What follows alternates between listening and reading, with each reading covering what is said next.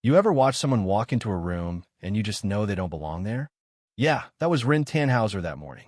She looked like she'd taken a wrong turn on her way to the library. No patch, no flashy gear, just a beat-up clipboard full of wind data and a borrowed Barrett 050 she hadn't even touched yet. One of the vets actually laughed when he saw her, said, "That record's older than she is." Maybe he was right. But I swear to God, the way she stood there calm, collected, almost bored, you could feel something was about to happen. And it did. One shot, clean hit, 3,540 meters. Everyone froze. Nobody clapped. Just this dead silence as they stared at the logbook with her name burned into history. Let me back up a sec. Morning fog was still hanging over Fort Blackwood when she walked across the range, moving like she belonged even though everyone else thought she didn't. Master Sergeant Kasloff was running the briefing, gravelly voice, scars that looked like they'd been earned in places you don't talk about. The mission was tough, beyond standard precision, you know the drill. They needed a shooter who could hit from distances people still argued about in textbooks. All the big names were there. Lieutenant Ambrose with his Olympic-level perfectionism, Specialist Drake Mister. Record Holder himself, lounging in his chair like he'd already won the day. Run? She was at the back, invisible, just scribbling wind data while Drake called her weather girl loud enough for the whole damn room to hear. But here's the thing she didn't bite. No eye roll, no sarcastic comeback, nothing. Just tightened her grip on that clipboard for half a second, took a slow breath, and kept working. That's how she was all morning.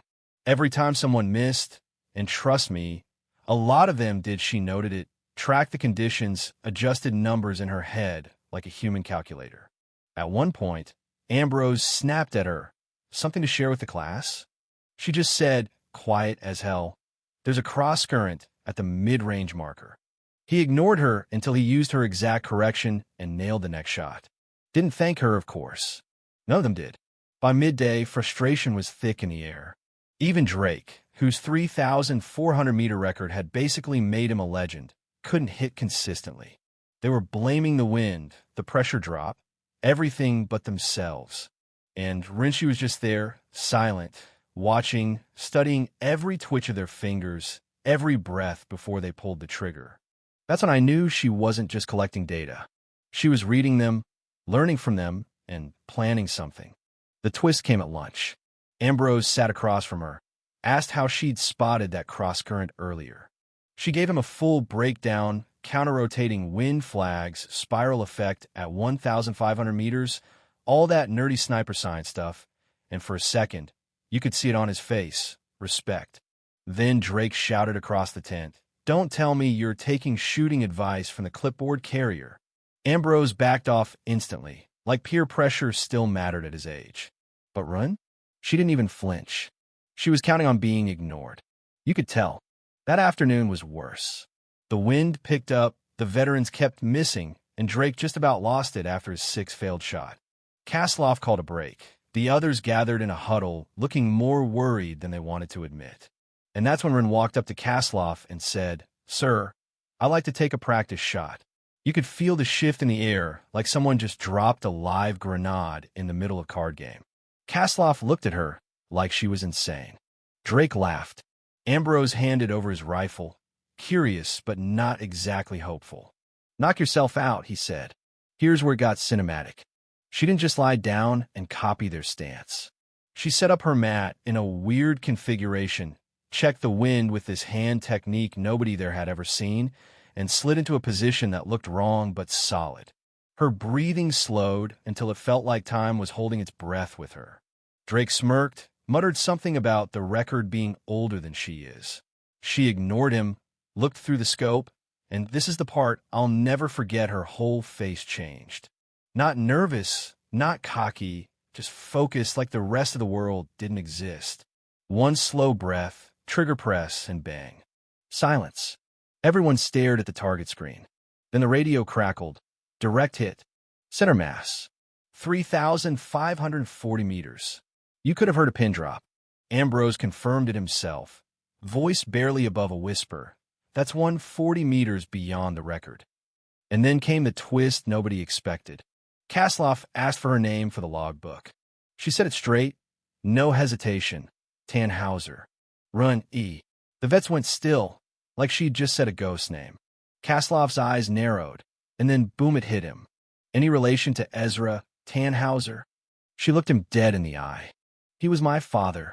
Yeah, that Ezra Tannhauser, the legend whose career went down in flames after refusing a shot that supposedly cost lives. The guy whose methods had been erased from military training because officially he failed. Only Rin knew the truth, and now she was making them remember. That night, Kaslov called her in. He already knew what she was after, not just a record, but the truth. He pulled out classified files, the kind that could ruin careers, and admitted he'd been there during her father's last mission. He'd seen the civilians in the target zone, seen how Ezra refused to take the shot and was blamed for it anyway. Sometimes being right gets you killed, Kaslov said, voice heavy. Rin just stared at him, her face calm, but her hand shaking for the first time. She'd spent 8 years chasing this proof, and here it was. The Real kicker came the next day. Mission day. Kaslov made it official. Rin was primary shooter, Ambrose as her spotter. Drake didn't argue, he knew better now.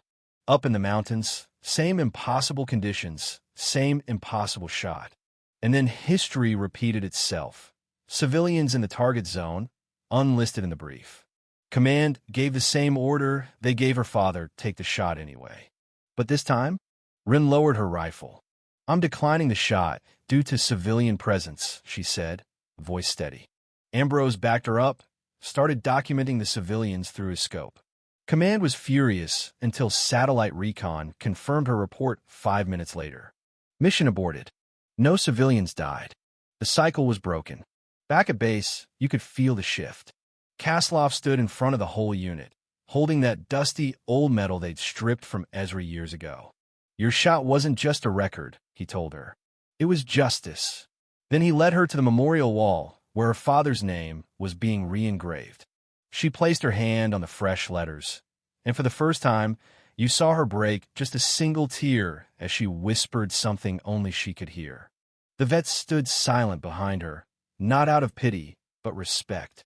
Drake even stepped forward, said, "You know I was wrong about you." She just nodded. No gloating. No, I told you so. That wasn't her style. And here's the part that stuck with me. As the sun hit the wall, you could see her standing there, rifle slung over her shoulder, looking at her father's name like she was already planning the next move. Because yeah, she cleared his name, but you could tell this wasn't over. Not for her. Justice has a long memory, and so does Rin Tannhauser. So what do you think? Was she right to refuse the shot? Should soldiers follow orders no matter what, or trust their own eyes when lives are on the line?